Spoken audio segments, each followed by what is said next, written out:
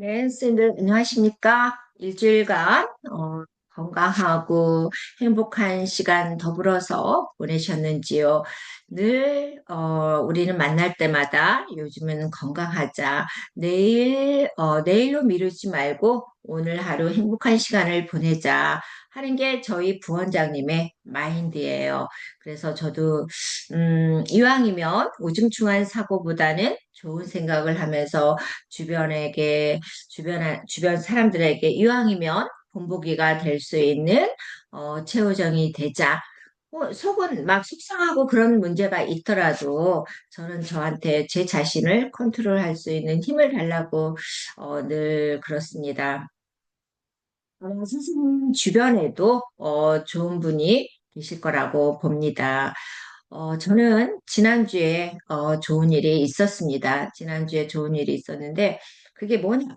제가 희망 나눔 누리 이사장입니다. 그래서 저희 새로운 이사진이 이제 3년 만에 구성이 되면서 모 복지관의 국장님이세요. 저희 사무국장님, 모 복지관의 국장님으로 재직하시면서 저희 이제 법인을 도와주시는 분인데 저희가 이제 복지관을 위탁받고자 정관 변경을 위해서 부단히 노력을 했습니다.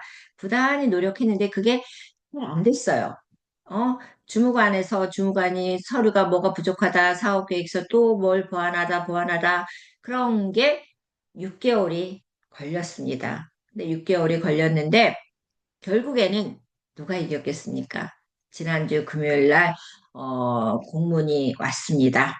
저희가 정관 변경이 통과됐고요. 그래서 희망 나는 누리라는 이 법인이 거듭날 수 있고 주변의 사람들하고 더불어서 이제는 기관 운영도 맡을 수 있고 기관 운영이라는 게 위탁받는 게 참 여러 가지로 많잖아요. 그죠? 아동도 있고 장애인도 있고 노인도 있고 복지관도 있고, 그래서 이건 제가 하는 게 아니라 주변 사람들하고 더불어서 그들과 같이 동행하면서 나아가는 그런 계기, 시발점이 되지 않나라는 생각을 합니다. 그래서 너무나 감사한 한 주였습니다. 지난주는 제가 이제 금요일 날 6시 반쯤에 연락을 받았거든요. 그랬더니 너무나 그래서 승리했습니다. 그래서 제가 우리 국장님한테 정말 승리하셨습니다.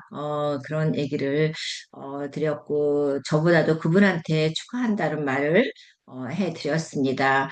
그래서, 우리 선생님들, 저는 개인적으로 이건 자랑이 아니고요. 이 법인 대표는 제가 잘 살자고 하는 게 아니거든요.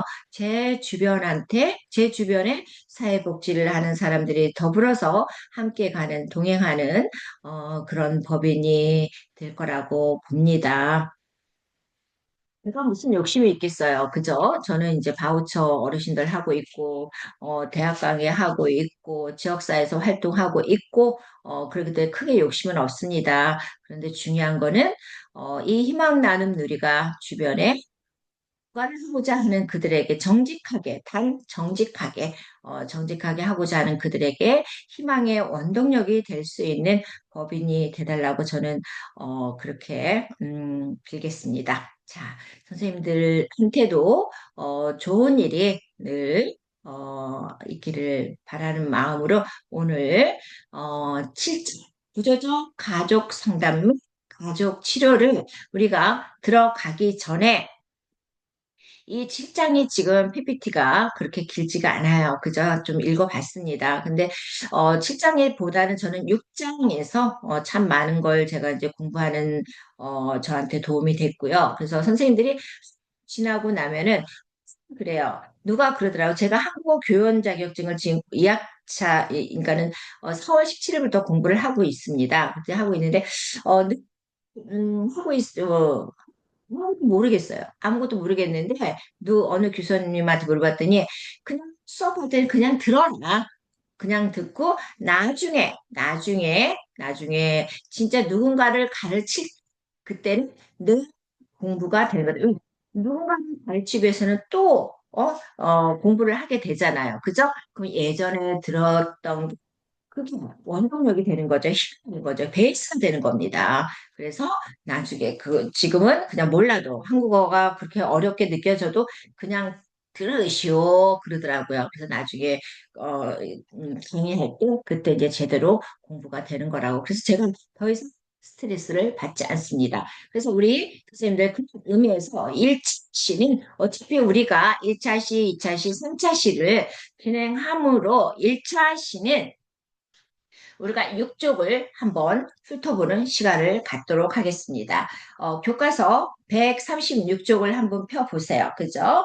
경험적 가족 치료는 뭐라고 그랬어요? 이론적 접근보다는 가족 구성원들이 직접 경험하는 것에 이게 직접 경험이니까 경험적 가족 치료는 어떻게 되겠어? 가족 구성원 개개인이 직접 경험하는 것에 주안점을 둔다. 그래서 사티어는 뭐라고 그랬어요? 사티어의 경험적 가족 치료는 인간은 태어날 때부터 성장하고자 하는 생명력, 잠재력을 지닌 존재다. 근데 부터 우리는 잠재력을 달란트를 가지고 태어났습니다. 그 달란트를 내는가 아니면 그냥 시키느냐 그건 누구의 책임이라고요? 우리 선생님과 저의 책임이라고 봅니다. 그래서 사티어는 인간은 태어날 때부터 성장하고자 하는 생명력, 잠재력을 지닌 존재다. 그래서 사티어의 그이 핵심 이론이 뭐였어요? 사티어의 시드 모델, 종자 모델이 있었죠. 그죠? 종자 모델로 사티어는 표현을 했습니다. 그래서 인간을 마치 나무의 씨앗으로 봤다. 인간은 어떻게, 나무의 씨앗은 어떻게 돼? 발화시키기 위해서 우리가 환경을 적절한, 그죠?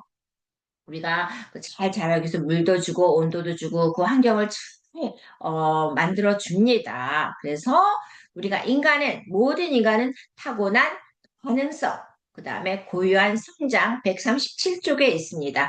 성장을 이끌어낼 수 있는 뭐를 가지고 있다? 기본 베이직 본성을 가지고 있다는 거죠. 그래서 적절한 환경, 정서적 지지, 건강한 상호작용이 가족 구성원들 사이에 잘 버무려지 이 가족 구성원들은 어떻게 되겠어요? 잘 싹이 잘 트겠죠. 그죠? 그래서 그 가능성이 발현된다는 것이다. 따라서 이 모델에서 이 가족 구성원들을 가족을 변화시킬 문제 집단, 문제 구성원으로 보는 것이 아니라 고유한 가능성을 지닌 존재들이 일시적으로 얽히거나 정체된 상태로 본다는 거죠. 그래서 이 종자 모델을 맨 밑에 보면 단순히 개인의 내면적 치유에 국한되는 것이 아니라 어떻대요? 가족 전체의 상호작용 양식을 변화시키고 새로운 관계들을 형성하는 데까지 확장한다. 그러니까 내면적 치유에 국한되는 것이 아니라, 그죠? 어떻게 돼? 가족 전체, 그 내면적 치료가 중점이 아니라 가족 전체의 상호작용 양상을 변화시키고 새로운 관계들을 형성하는 데까지 확장된다. 그래서 치료자는 씨앗을 지지하는 정원사처럼 각 구성원이 고유한 자아로 성장할 수 있도록 가족 내 건강한 교류를 촉진하고 변화와 성장을 자연스럽게 이끌어내는 안내자의 역할. 누가? 이 치료자, 상담자가. 그죠? 그래서 클라이언트를 만났을 때 이렇게 건강한 안내자의 역할을 해야 된다는 거죠. 그래서 구성원들이 가족의 그저 가족 하나하나 구성원들이 어떻게 되겠어? 서로 긍정적인 상호작용을 가진 이 환경에서 자란 이 가족, 그저 개개인들은 어떻게 되겠어요? 성장할 수 있는 원동력이 되겠죠. 그래서 이 사티어의 가족 치료는 어떻다? 가족 구성원들의 의사소통의 패턴을 탐구했다는 거죠. 그래서 가족 치료는 가족 구성원들이 상호작용하고 발전할 수 있는 그저 가족 구성원이에요. 그저 구성원들이 경험을 통해서 적절한 환경을 조성하고 가족의 삶의 질을 향상시키는 등 초점을 둔다. 138쪽입니다. 그래서 가족 구성원들은 어떻게 된다? 더 나은, 보다 나은 관계를 형성하고 그 다음에 또 어디 보다 나은, 그러니까 지금의 현 상태에서 형제 자매, 부부 관계 여기에서 지금보다는 어떻다? 더 나은 관계를 형성하고 또 삶의 문제를 해결하고, 그죠? 삶의 문제를 해결하며 성장과 발전을 이룰 수 있게 된다는 거죠. 삶의 문제를 해결하고 성장과 발전을 이룰 수 있게 된다. 이 이름 배경은 뭐냐? 그죠? 그 밑에 있습니다. 사티어는 경험적 가족 지린 현재의 경험을 중요시하는 현재의 경험을 중요시하는 어디 인본주의적 심리학의 뿌리를 두고 있대요. 현재의 경험을 중요시하는 그죠? 인본주의란 단어가 있었나요? 지금 아마 지금 기억이 희미하실 거예요. 그죠? 그런데 지금 책에 나와 있었어요. 138쪽에 경험적 가족 치료는 현재의 경험을 중요시하는 인본주의적 심리학의 뿌리를 두고 있다.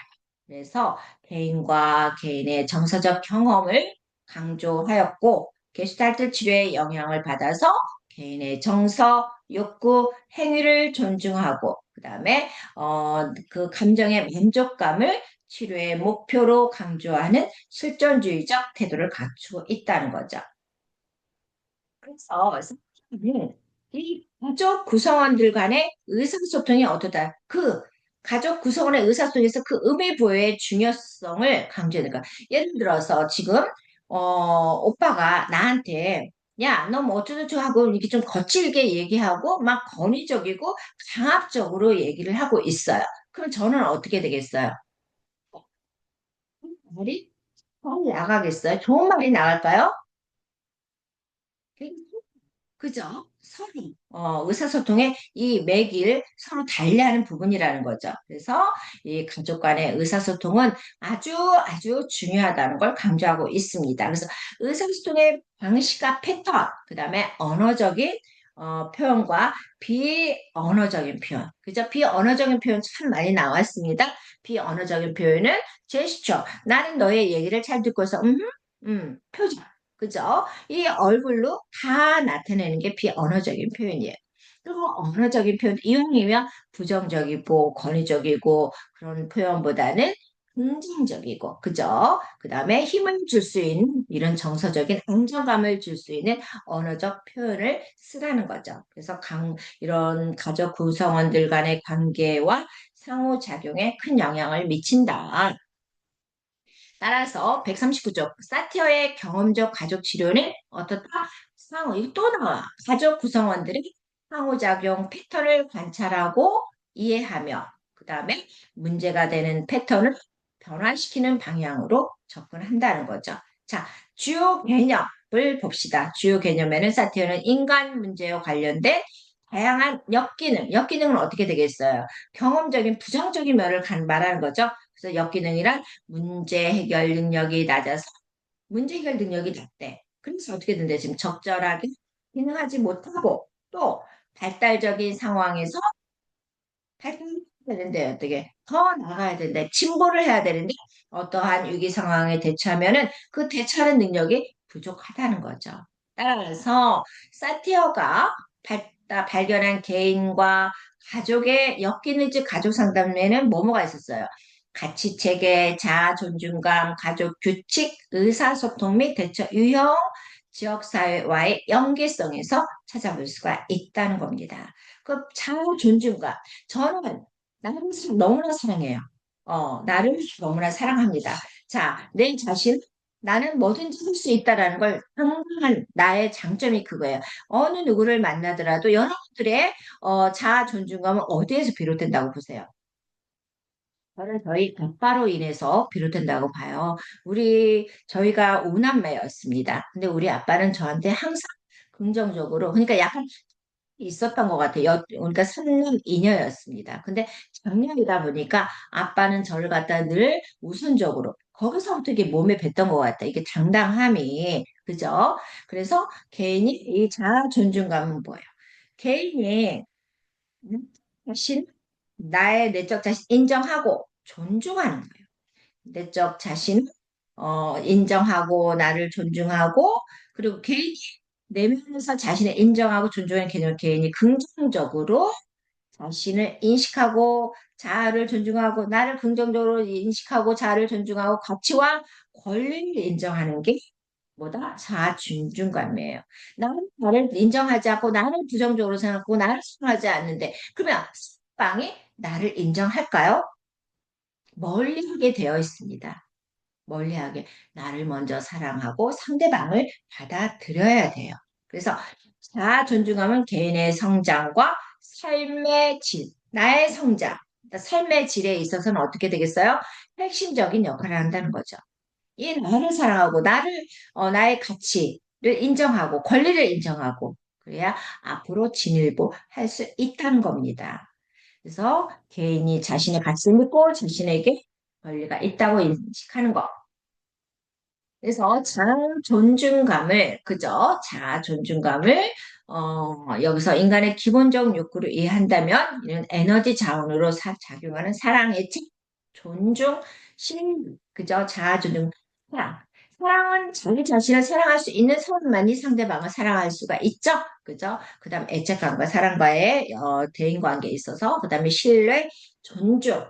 이게 인간은 다시 말해서 자기 자신에게서 사랑을 느끼고 타인과의 관계에서 애착과 신뢰를 받고 타인과 상호 존중을 경험함으로써 자아 존중감을 충족시킬 수 있다. 그래서 자아 존중감은 자기 타인 상호, 그죠? 자타상 해서 자아 존중감은 자기와 그다음에 또 타인과 어떤 상호, 주어진 환경과 우리는 순차적으로 기능적인 역할을 해야 된다는 거죠. 그래서 자아 존중감이 낮은 사람은 어떻게 돼? 자기 피하를 하고 참아요. 나는 안 돼. 쟤는 되는데 나는 왜 그러지? 나는 형편없어. 나는 안 돼. 그리고 누군가를 매일 주기를 바라는 거야. 외부 인정에 의존하고. 그러니까 자아 존중감이 낮은 사람은 어떻게 해요? 자신의 가치나 능력을 외부의 인정에 지나치게 의존한다는 거예요. 나한테 관심이 없어. 왜 세상에 무슨 관심을 일일이 가지겠습니까? 거리는 거야, 본인만. 그래서 다른 사람의 평가나 승인을 받지 않으면 자기가 가치 있는 존재가 아니라고 느끼는 게 외부 인정에 의존하게 된다는 거죠. 자기 성취감 부족. 참 우리한테 중요한 것 같아. 자아 존중감이 낮은 사람은 자기에 대한 성취감이나 만족감을 어렵게 느끼는 경향이 있고, 그 다음에 대인관계에서의 소심해. 그죠? 이 자아 존중감이 낮은 사람은 다른 사람을 만났을 때도, 타인을 만났을 때 쭈삣쭈삣하는 게 상상함이 없어요. 저 사람이 나를 어떻게 생각하지? 어. 그래서 자아 존중감이 낮은 사람은 과의 대인 관계에서 소심하거나 내적 불안을 느끼는 거죠. 그래서 자기를 표현하거나 자기의 의견을 주장하는 것에 어려움을 느낀다. 그래서 다른 사람들에게 지나치게 의존하거나 쉽게 양보해서 네가 해. 나보다 네가 하는 게 너무나 더 어울릴 것 같아. 진짜 왜 상대방한테 양보를 합니까? 자기가 먼저 해보는 거죠. 도전. 그죠? 그래서 이 자아 존중감이 낮은 사람은 대인관계에서도 소심하다. 의존하게 되고 양보하기가 쉽고 그렇습니다. 저는 우리 선생님들이 수업을 지금 듣고 있는 모든 선생님들이 자아 존중감이 높은 선생님들이 되시길 이제 의사의 대처 유형, 그죠? 사티어는 상당 경험에 사람들이 그 긴장할 때나 스트레스 상황에서 자신을 보호하고 방어하기 위한 방법을 역기능적으로 대처하는 의사소통 유형으로 회의형, 비난형, 초이성형, 순만형, 일치형. 그래서 선생님들은 어디에 속해요? 그죠? 저는 여기 일치형. 그래서 회의형은 자신의 내적 감정이나 가치를 무시하고 어떻게 타인 뒤에 위치하는 그죠? 그 이 유형들은 회의형은 지금 뭐예요? 자신의 감정보다 타인의 감정에 집중하고 타인의 상호 관계에서는 타인을 존중하고 노력하지만 나는 중요하지가 않아. 이 회의형은 갖다 더 높여주고 나는 어떻게 됐어? 지금 자기 자신의 감정을 존중하지 않고 타인의 의견을 무조건 따르는 게 뭐다? 회유형이래요. 여기 없어. 그게 생각을 하는 거죠. 나라는 존재는 없는 거죠. 300만 더 올라갈 수 있는.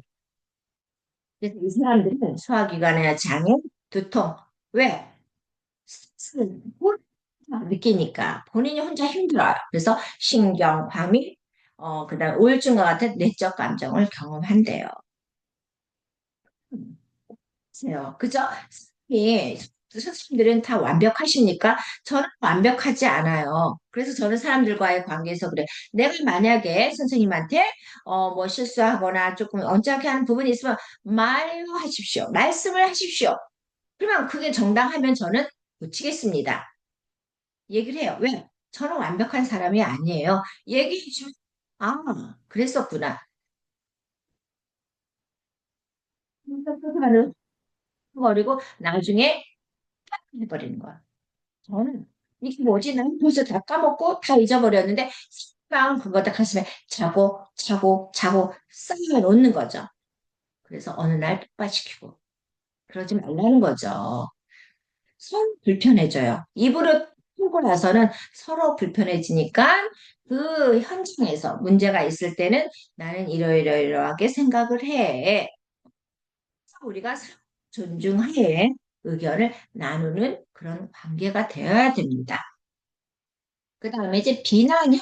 비난형은 회유형과는 반대로 무시한다. 아까 회유형은 뭐예요?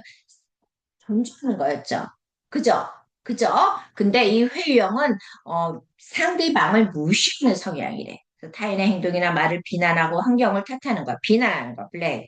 그래서 비난형은 자신을 힘이 강한 사람으로 타인이 인식하도록 노력하고 타인의 말이나 행동을 통제하고 공격적인 행동을 보이지만 내면적으로는 자신이 소외되고 외로운 은둔자라고 생각한다.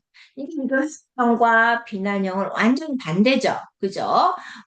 회유형은 상대방을 높여주고 자기는 맨날 거기다 맞춰 나가는 사람이가 되는 거고. 근데 이 비난형은 나는 높이고 상대방을 무시하는 거예요.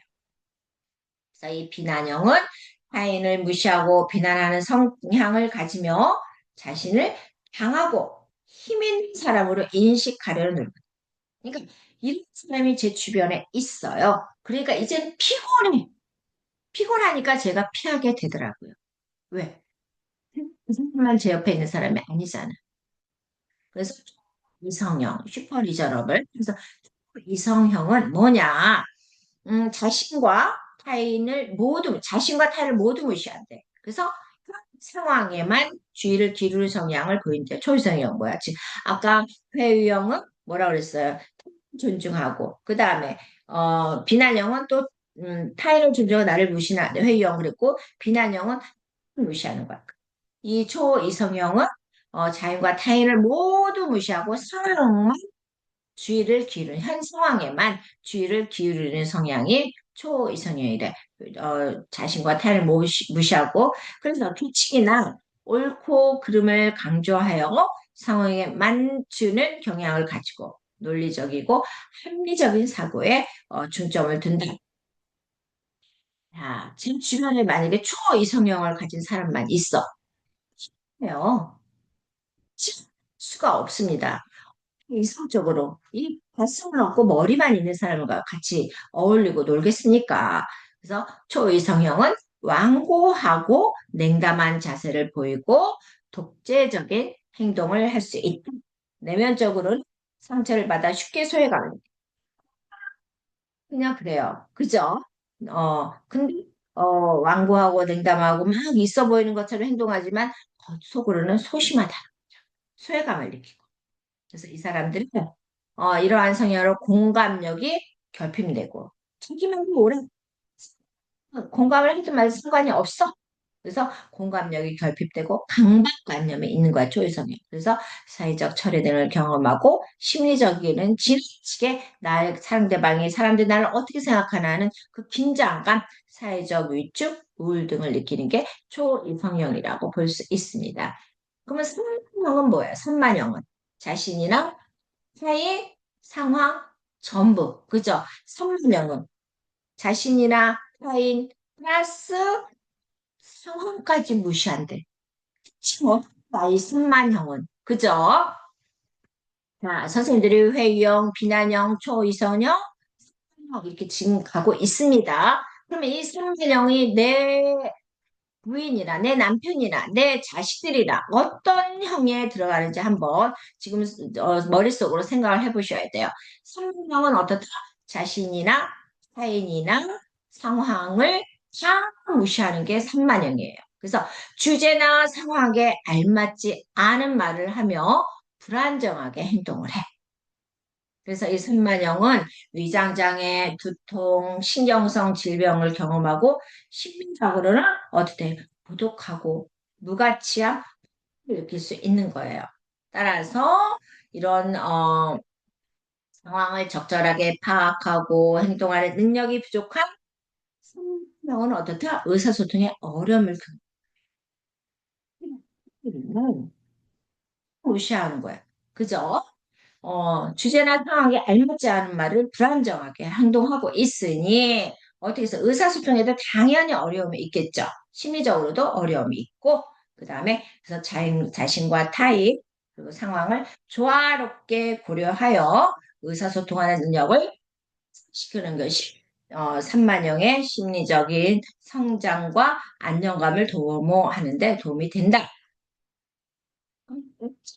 봅시다. 일치형이 뭐예요? 일치형은 기능적인 유형으로, 그죠? 일치형은 기능적인 유형으로 의사소통하는 내용, 그 다음에 내적인 감정이, 그러니까 말하는 것과 이 내적인 감정이 일치하는 게 지금 일치형이에요. 그래서 이 일치형의 사람들은 자신을 중심으로 다른 사람과의 관계를 형성하며, 그죠? 자신을 중심으로 어떻게 내가 주인이 되는 거예요. 일치형은 내가 주인이 됨으로써 다른 사람과 관계를 형성하며 필요할 때는 어떻다? 긍정적이고 기능적인 상호작용을 한다.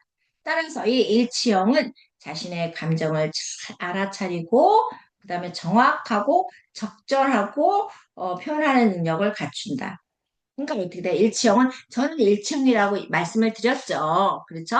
그래서 이 생동함이 넘치고 창의적이고 독창적인 행동 양식을 보이고 또 다른 사람의 감정을 조정하거나 그 다음에 상황에만 집중하는 것이 아니라 타인과의 관계를 어떻게 다 스무스하게 원만하게 유지하고 그 다음에 스스로에 대한 자아 존중감을 높게 갖고 있다. 그래서 이 일치형은 어떻대요, 지금?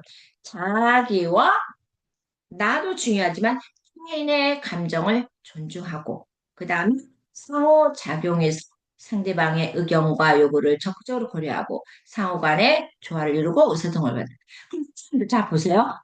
있었죠? 비난형 있었죠? 초이성형 했었죠? 삼변형 했죠? 일치형 있었죠? 그러면 선생님 자신을 돌아보고 내 주변에 있는 ABC 지인들이 있을 겁니다. 이들 중에서 아 누구는 이런 형이구나, 누구는 이런 형이구나 라는 게 이제 하나 들어올 거예요. 아마 거기에는 조금 의지가 박약한 사람은 이제 회유형이 많을 거고, 그죠? 그 다음 부정적인 사람들은 비난형이 많을 거고, 그죠? 겉으로. 그 다음에 초이성형. 그냥 겉으로는 어떻게 돼 있으면 이성적이고 상황에만 집착해서 막 사리 판단을 잘하는 것 같이 보이지만 이 사람들은 본인 스스로 소외감을 느끼는 사람들이야. 그래서 사람은 본인과 자기와 상황을 필요 무시해. 상황이 불안정한 거죠. 주제나 상황에 대해서 주제, 상황, 불일치, 안 맞는 거예요, 지금. 근데 일치형은 어때요? 내 안의 감정과 타인의 감정까지도 원만하게 거스를 수 있는 게 거스리고. 그래서 상호작용 관계에 있어서 상대방의 의견 요구를 적극적으로 고려하는 게 일치형이에요. 자, 저는 선생님들이 이 5가지 중에서 일치형이 우리가 되기를 바랍니다. 근데 가족교치 이런 거는 뭐 상품 목표는 이런 게 있었고요. 이 선생님들이 한번 눈으로 보시고 그 다음에 뭐 나의 생활 연대기 시계열적 방법으로서 어렸을 때도 유아할 때 청년기, 장년기, 중년기, 뭐 노인기 뭐 이렇게 해가지고 한번 나의 생활 연대기를 그려보는 것도 좋을 것 같습니다. 그러니까 우리가 6장에서 사티어의 가족 경험 치료에서는 중요한 건 어떻게 가족 구성원들의 경험을 중시하고 종자 모델 그 사티어의 종자 모델 그래서 우리가 잘 환경을 만들어 줘야 된다는 거. 그래서 그 주요 개념에는 어떻다 자아 존중감, 회유형, 비난형, 산만형, 그다음 또 뭐야 초이성형, 일치형이 있었다는 거. 그죠? 그래서 오늘은 근데 선생님 지금 6장에서 제가 한번 쫙 지금 풀어가고 있는데 기억나시나요? 기억 안 날 거예요. 그죠? 그래서 책을 한번 보면서 아, 이런 게 있었지? 한번 그래서 스캔하는 것도 중요할 것 같습니다. 자, 이 시간에는 이제 민우친의 구조적 가족 상담 및 가족 치료를 보도록 하겠습니다. 한마디로 민우치는 아동에게서 나타나는 이 민우치는 아동에게서 나타나는 생물학적 증상은 어떻다? 가족 관계 맥락에서 봐야 된다. 그래서 아동 심리 치료는 곧 뭐다? 가족 치료다. 아동에만 문제가 있는 게 아니다. 가족 전체의 문제라는 거 보는 겁니다. 그래서 이 민우치는 정신분석 훈련을 받은 아리에드가 주신 정신과 의사고요. 뉴욕시 학교에서 비행소년을 치료하면서 어떻게 되겠어요? 비행소년. 저도 우리 고양지법의 법사랑 범죄예방위원회가 법사랑으로 아마 이제 명칭이 바뀌었습니다. 그래서 법사랑에서 몇 년간 우리가 1대1로 한 명씩 맡아서 이제 보호를 하면서 이 아이의 그거를 기록을 하게 되어 있어요. 제가 맡은 이 비행 소년이라기보다는 이 중학교 1학년 여자애가 어디에서 휴대폰 가게에서 그 휴대폰을 하나 훔침으로써 이제 비롯된 일입니다. 그런데 힘들었던 거는 이 슈퍼를 계속해서 이 여자아이가 전전하는 거죠. 한 군데만 있는 게 아니라 계속해서 이 경기도에서 여기저기 이렇게 조금 다니니까 얘랑 직접적인 전화 통화가 안 이루어지는 거예요. 그래서 사회복지사를 통해서만 제가 이제 그 아이의 상황을 얘기 들으면서 참 힘들었던 상담이었던 것 같습니다. 그래서 비행소년을 치료하면서 이 민우치는 가족 치료에 관심을 가졌고요.